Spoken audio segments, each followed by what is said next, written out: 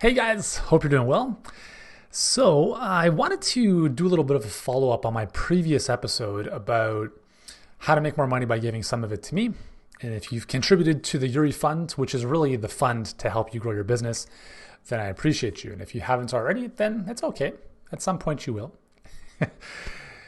Yes, I will suck you into the vortex of awesomeness, and we'll see. Anyways, so today the topic is keeping up with the Joneses. Keeping up with the Joneses, big plates, and making more money. Okay, so what the heck does all this stuff have to do? How do they relate? So let's talk about this.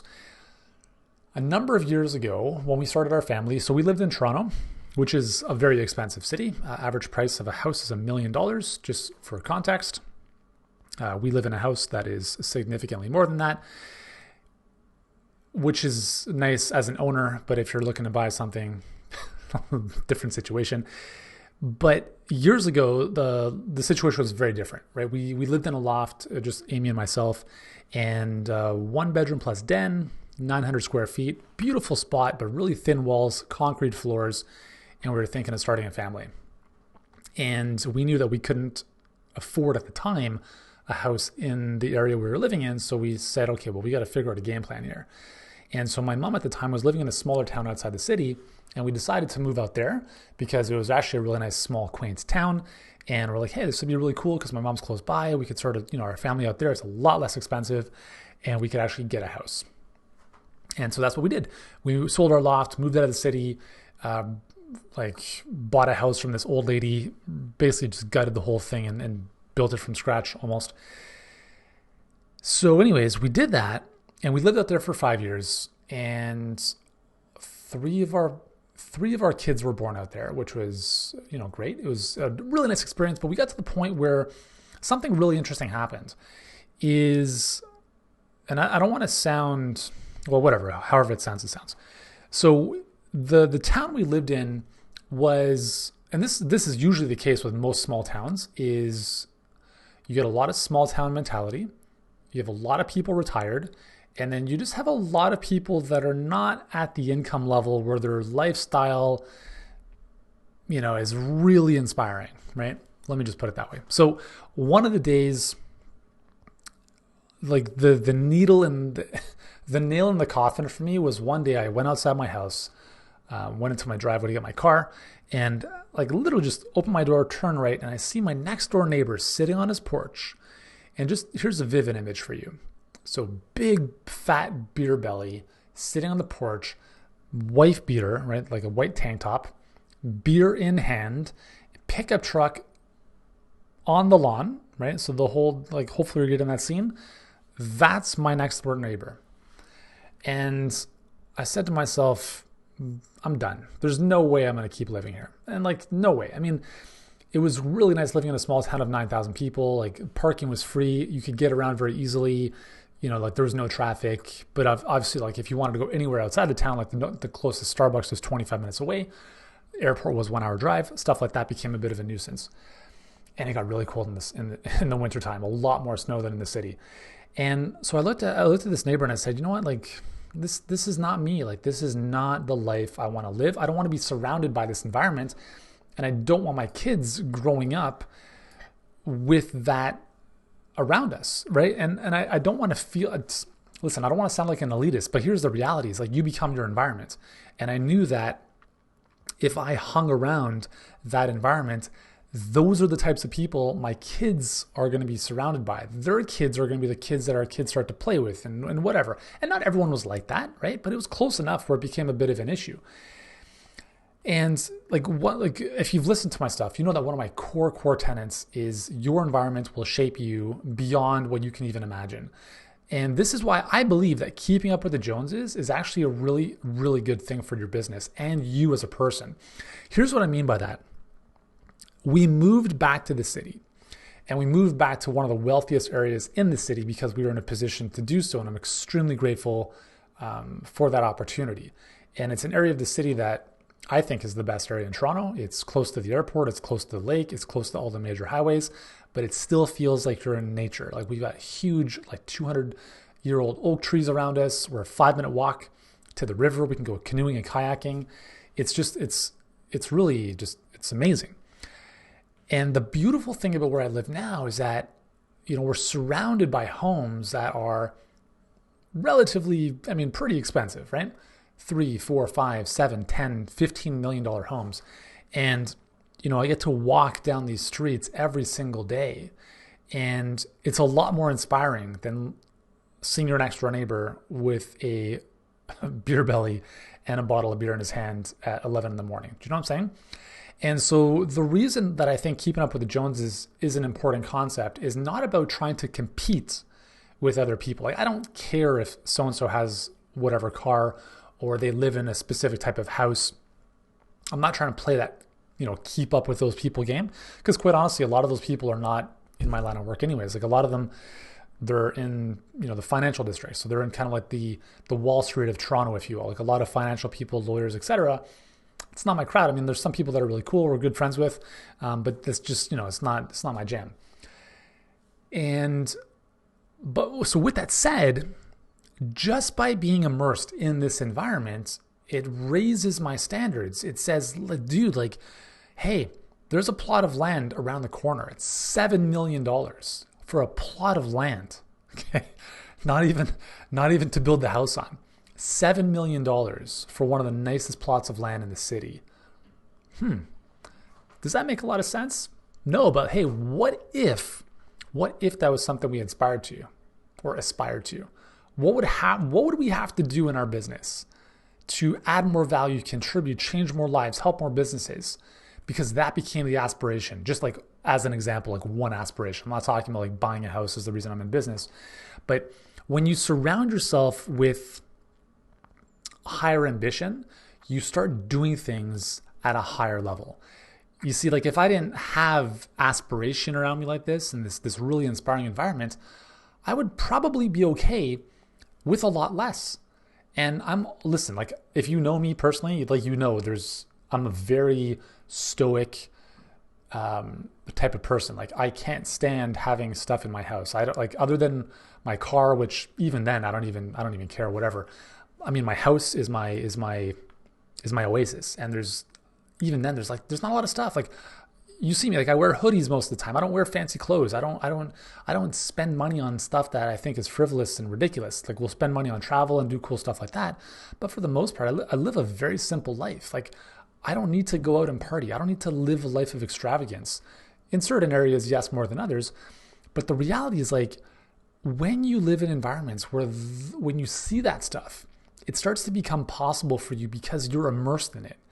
And when we lived out in the small town, it was just like, it wasn't part of the culture there. And it wasn't, not that I'm calling it depressing, but it depressed the level of ambition that I had. And I'm a very ambitious person, and I need to be surrounded by people that think bigger. And that's why I'm part of masterminds where people are doing way more than I am in business.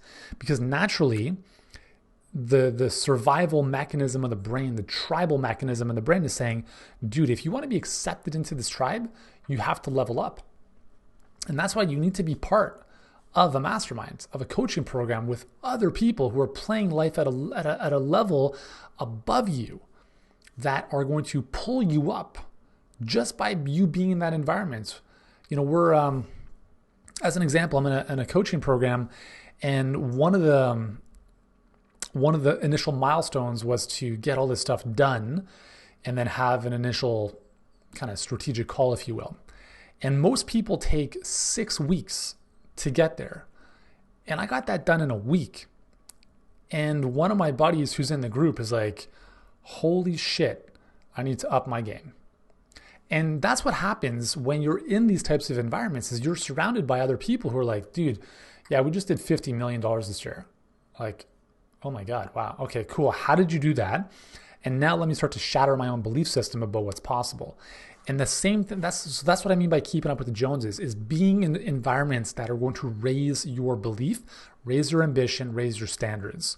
I was on a flight a long time ago with one of my amazing coaches and mentors, Dan Sullivan from Strategic Coach. We were coming back from an event. It was in New York, 1 hour flight back to Toronto. And this is maybe, I think, 7 years ago. And I don't really fly business class if it's an hour flight, because for me, I'm like, I don't need to pay $1,500 for an hour flight. And I remember asking him, I'm like, do you bother flying business class for this length of flight? And he's like, yeah, I do. And he said, it's about standards. And I thought to myself, that's interesting. That's interesting. And he was also of the belief that he would never do anything at home that he wouldn't do at the Four Seasons hotels. I was like, that's a great way of looking at things. So he never did the cooking, cleaning. He's older, he's in his 70s now, but still an amazing person. And just the way of thinking about that stuff was incredible. And so when you surround yourself with this level of thinking and success, you start to do things differently. It's like, yeah, I'd be okay flying economy, but if I could fly business class, why wouldn't I? Right? Because I've had many experiences in business class that are way better than economy. And I've had some horrific experiences in economy, including one time where a guy decided to stand up in the middle of the flight as the plane's landing and piss on the seat in front of him. I was right beside him. Yes, seriously, legit. Okay, I share this story with people. That's obviously a very, very abbreviated version. And they're like, dude, you are not serious about that. You're just joking, right? No, seriously, okay? So there are things that happen in different levels of life. And if you can put yourself in those higher levels of life, you're going to have better experiences. You're going to be pulled up to do better things, to do bigger things, to make more money, to contribute in better ways. And listen, like there's a lot of really messed up belief systems in people who don't make a lot of money. And I've noticed, I'm not saying that as a generalization, I'm saying that as a matter of fact. And I've seen this, and I'm sure you have as well.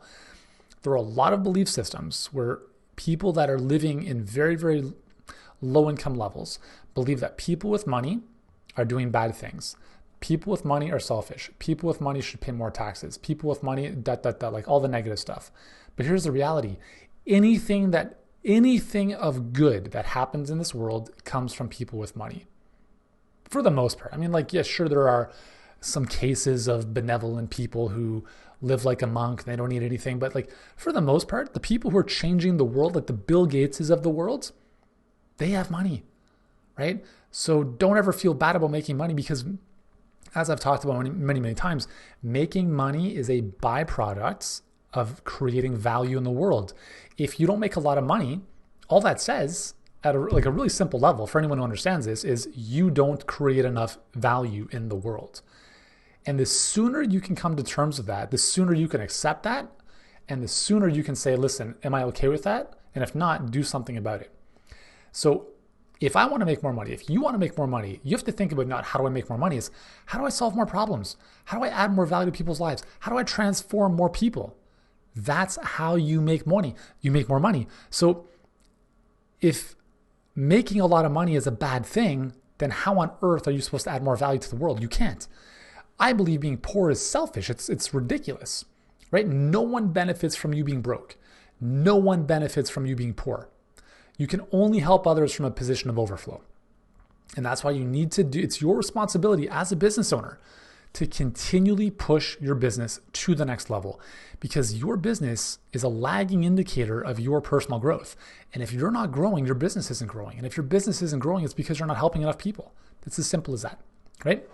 So let me talk about big plates for a second. Recently, we were driving out to Amy's parents for Christmas Day, and the 401 highway in Toronto, which is arguably the heaviest trafficked highway in North America. Traffic is really not good, worse than LA. So they're adding 6 new lanes. And so this will be almost a 20-lane highway, I believe. And the addition of these extra lanes is going on for 20 kilometers, about 13 miles or so. And I thought to myself, here's what's interesting about this. I don't know what goes into urban planning. I don't know what happens in these meetings or the thought process that goes on behind this stuff. But here is my theory. By adding 6 more lanes, all we're doing is increasing capacity for more cars. And if more cars end up on the highway, we're going to end up in the same situation we're in right now, which is simply more cars and the same amount of traffic. And it's the same thing with big plates. Guess what happens when you take a big plate and you go to a buffet? You fill up the plate, right? So what is the easiest way to eat less food? You use a smaller plate. So I have a theory. again, I have no experience in urban planning, but I have a theory that instead of making highways bigger, what if we made them smaller? And there might be less people on the highways. Just an idea. But in your business, what does that actually mean? What it means is create bigger plates in your business. And this is what I talked about last episode, is create deficit in your business, a bigger hole that needs to be filled. I'm not saying do stupid things with your money and just waste the money so you have to figure out a way to make it and then pay it back. But I'm saying put yourself in positions like, instead of relying on free organic growth to somehow get clients, which is very challenging to do, you invest in your business. You say, listen, I'm going to spend $2,000 a month on Facebook ads. And guess what's going to happen if you spend $2,000 a month on Facebook ads? You will figure out a way to make the $2,000 back. And even if you lost it the first month, you have a balance on your credit card now that needs to be paid off. And we have this weird mentality, this conditioning, most of us from a very young age, is like pay off debt, pay off bills. You will find a way to pay those things off. Now, the challenge is even if your Facebook spend is $2,000, find a way to create a bigger plate. Find a way to trick your mind to say, okay, I've got to pay $2,000 on my Visa to pay off these Facebook charges. But if you only made $2,000, you're back at ground zero.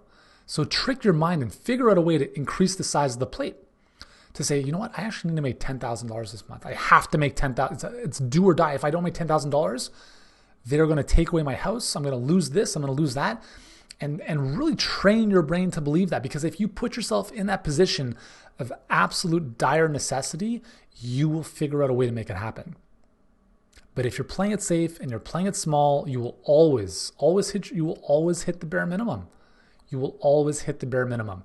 You're going to take your small plate to the buffet table. You're going to put on a couple carrots, a couple tomatoes, and you're good. And what I'm saying is take a big plate to the buffet table, load it up with food, and then figure out a way to eat the food. Now, obviously, I'm not saying you should, stuff yourself with food, but the analogy for business is use a bigger plate, create more of a deficit, create a bigger opportunity for you to grow, and that is how you will make more money.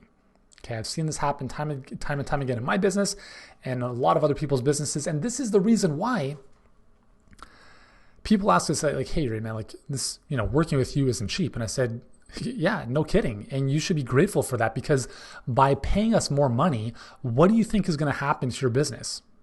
You're probably going to make more money. Why? Because you're paying us more money. You're using a bigger plate. Yeah, could you find a cheaper program out there? 100%. There's probably thousands of shittier, cheaper programs out there. But guess what? You don't pay attention. You pay less attention. And if you want to take a smaller plate somewhere else, well, that's the capacity upon which you can make on that smaller plate. So don't look for the cheapest solution. Look for the most expensive one. Not necessarily expensive for the sake of expensive, but the best value. Like if you work with us, it's not cheap, but it's also ridiculously cheap in the long run. When you consider this, actually, like the most expensive option is the one that doesn't work. It's the one where you're like, you know what, I'm going to go with that other option. It's like the course for $2,000 where I have to figure out how to do this all by myself. That's the most expensive option, because that's not going to work, right? It's less than 10% success rate for a do-it-yourself course. And then, like as I talked about before, like you should not be the least expensive option in your marketplace. Like with your clients, they're going to say to themselves, man, I wasn't expecting to pay this much. Yeah, I totally agree. And aren't you glad it is this much? Like, why do you think that is? Why do you think this is priced the way it is? Oh, I don't know, because it probably works. Yeah. Do you want what works? Like, do you want the best value or the cheapest price? Well, like you came to me because you want a result. Are you looking to get a result, or are you looking for the cheapest option? Because they're mutually exclusive. You understand that, right? And so the way you price your stuff is in direct correlation to people's results that they get, right? And I want you, that's one of the reasons why it's so important to incorporate premium pricing into what you do. You can never be the market leader by playing at the bottom. You can never be the market leader by competing on price. And the more you compete with others, here's the biggest issue, is that you are comparing yourself to other businesses instead of worrying and focusing on your clients. Because when you focus and obsess about your clients, you eliminate the competition. It doesn't matter what anyone else is doing. All you need to focus on are your clients, the problems that you can solve for them, and figuring out better and better ways to do that. And when you do that, you become the leader in your market. That's as simple as that. Anyways, so that is the deal. Keeping up with the Joneses, big plates, and making more money in your business. I hope this message makes sense for you. Listen, if you want to start to expand your plates and you want to create more capacity to make more money, to help more people, to attract more clients in your business with a lot more predictability and consistency, then that's what we do. That's where we can help. Go to workwithyuri.com. Tell us a little bit about your business on the page. Book in a call to speak with one of our results coaches. It's not a sales call. It's a coaching call. And if anything, it's for us to assess where you're at in your business. And if there is even a fit for us to continue working together. If you have no intention of working with us, totally cool. But if you do want our help to map out and help you deploy a proven game plan that can work for your business, then we can certainly talk about that as well. Cool. So go to workwithyuri.com, book in your call today. And thanks for joining me. I'll see you in the next episode.